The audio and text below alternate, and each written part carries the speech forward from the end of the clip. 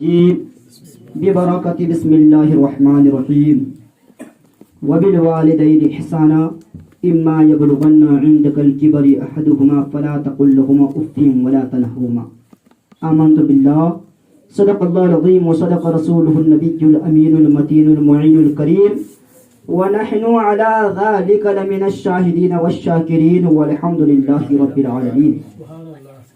طریق مصطفیٰ کو چھوڑنا ہے وجہ بربادی، طریق مصطفیٰ کو چھوڑنا ہے وجہ بربادی، اسی سے قوم دنیا میں ہوئی بے اقتدار اپنی، اسی سے قوم ہوئی ہے دنیا میں بے اقتدار اپنی. اور ہمیں کرنی ہے شہنشاہ کی، ہمیں کرنی ہے شہنشاہ بطحا کی رضا جوئی، ہمیں کرنی ہے شہنشاہ بطحا کی رضا جوئی. وہ اپنے ہو گئے تو رحمت پروردگار اپنی، وہ ہو گئے تو اپنے رحمت پروردگار اپنی. عزیزان ملت اسلامیہ، آئیے ایک مرتبہ ہم سب مل کر درود پاک پڑھیں. اللہم صلی علی سیدنا شفیعنا مولانا محمد بارک وسلم صلی علیہ وسلم علیکم یا رسول اللہ صلی اللہ تعالی علیہ وسلم. عزیزان ملت اسلامیہ، قلت وقت کے سبب میں بڑی تیزی کے ساتھ اپنی گفتگو آپ کی گوش گزار کروں گا اور آپ سے امید کروں گا کہ انشاءاللہ ہم جو بھی سنیں گے اور سنائیں گے انشاءاللہ اس پر عمل کرنے کی کوشش کریں گے. عزیزان ملت اسلامیہ، ابھی میں نے جس آیت کریمہ کی تلاوت کا شرف حاصل کیا، اللہ تبارک و تعالی دو عظیم الشان ہستیوں کا تذکرہ فرما رہا ہے. وبالوالدین احسانا، اپنے والدین کے ساتھ، اپنے ماں اور باپ کے ساتھ حسن سلوک کا معاملہ کرو، ان کے ساتھ اچھا برتاؤ کرو، بلکہ جب ان میں سے کوئی آخری عمر کو پہنچ جائے تو انہیں اف تک نہ کہو.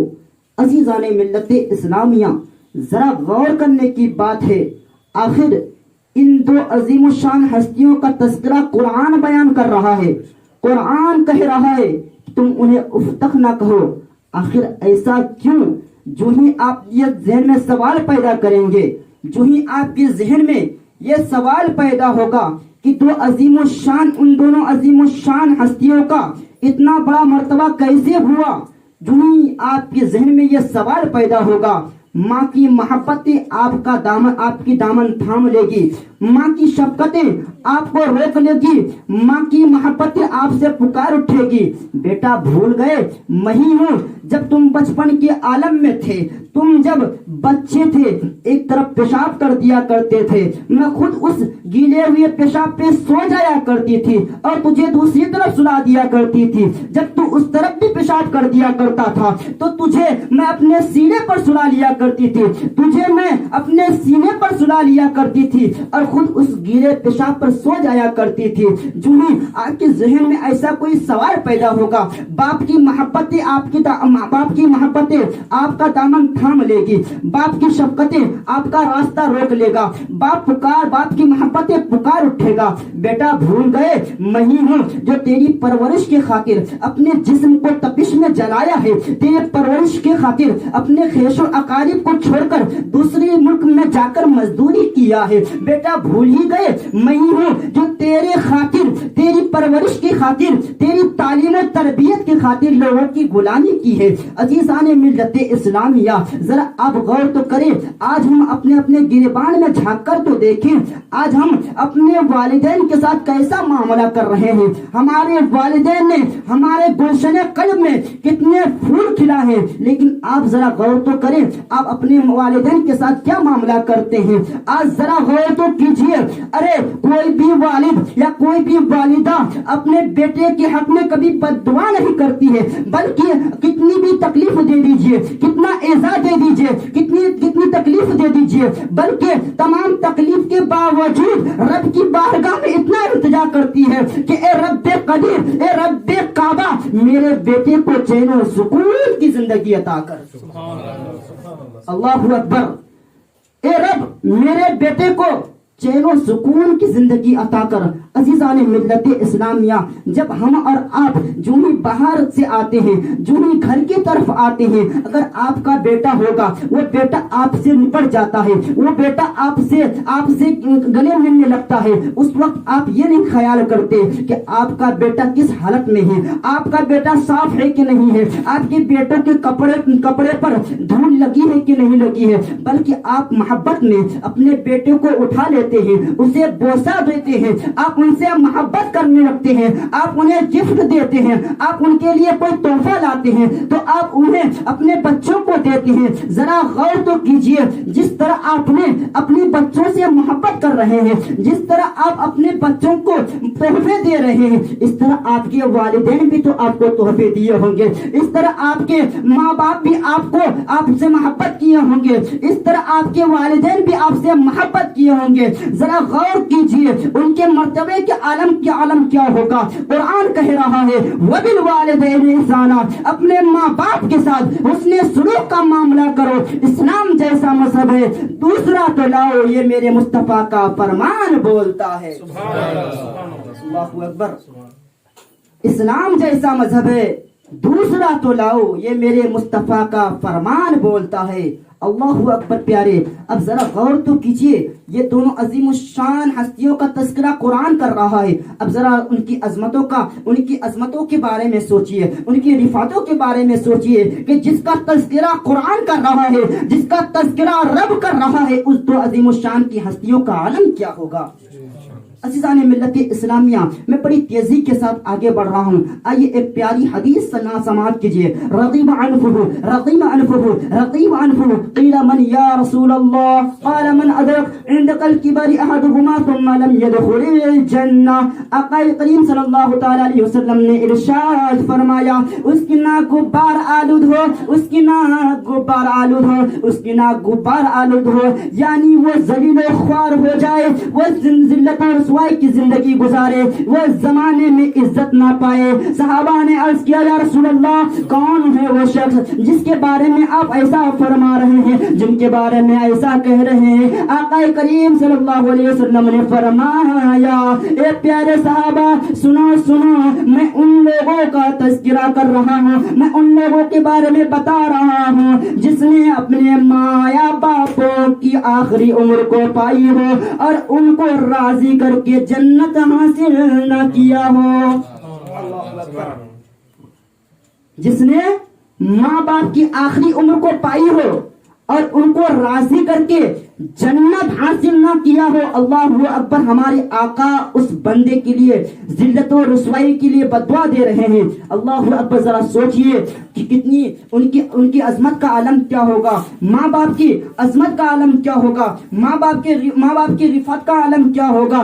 آئیے پیارے اور دوسری حدیث سماعت کیجیے، ترمذی شریف، رضا الرب فی رضا الوالد و سخط الرب فی سخط الوالد، یعنی اللہ تعالیٰ فرما رہا ہے کہ اے لوگو اگر تم مجھے راضی کرنا چاہتے ہو، اے لوگو اگر تم مجھے خوش کرنا چاہتے ہو، اے لوگو اگر تم میرے مرتبہ کو پہنچنا چاہتے ہو، اے لوگو اگر تم میری پہچان کرنا چاہتے ہو، اے لوگو اگر تم میرا قرب حاصل کرنا چاہتے ہو تو ماں باپ کو خوش کر دو، میں خوش ہو جاؤں گا۔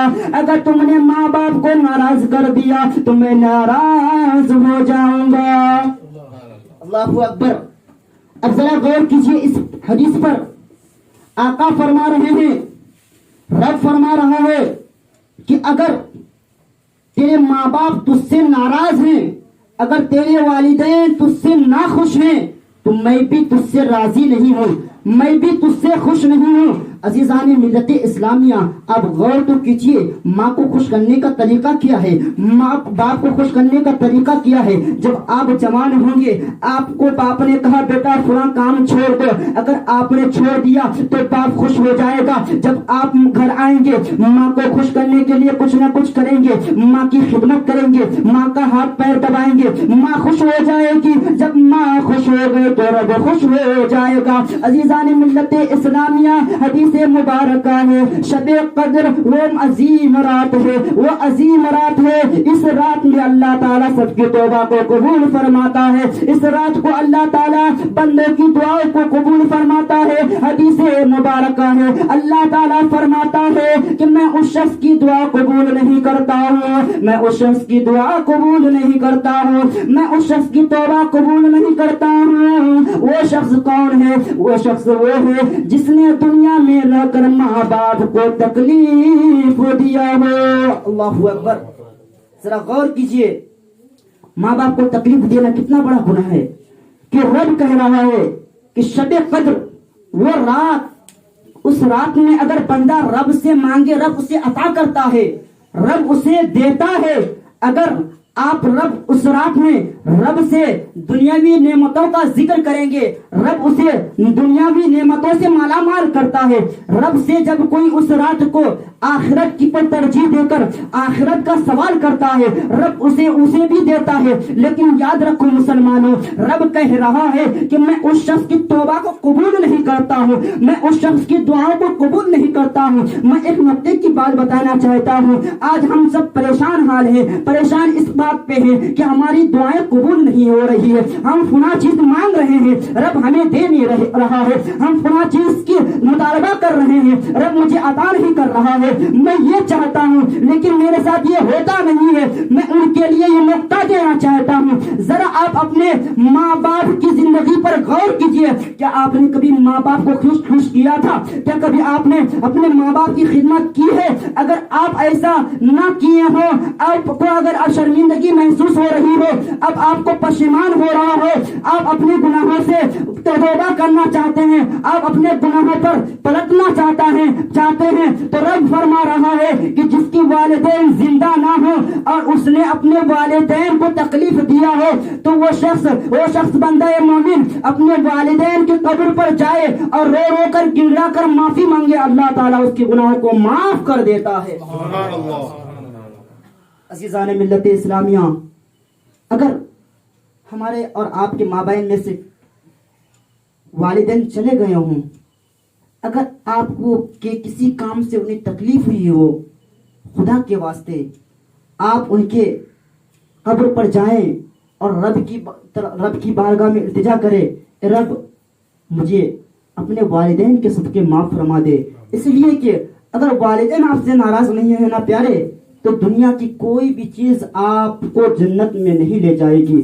اگر ماں باپ آپ سے نہ خوش ہیں تو آپ کتنا بھی کچھ کر لیجئے، آپ کو نہ دنیا بھی کامیابی ملے گی نہ آخرت کی کامیابی ملے گی۔ اگر ماں باپ ناراض ہیں تو آپ یہاں بھی ناکام ہوں گے، وہاں بھی ناکام ہوں گے۔ عزیزان ملت اسلامیہ، کبھی آپ نے غور کیا؟ آپ قرآن پڑھتے ہیں، آپ قرآن شریف کی تلاوت کرتے ہیں، دوسرے پارے کی آیت ہے ان الصفا والمروہ من شعائر اللہ، کہ صفا اور مروہ اللہ کی نشانیوں میں سے ایک نشانی ہے، اللہ کہہ رہا ہے۔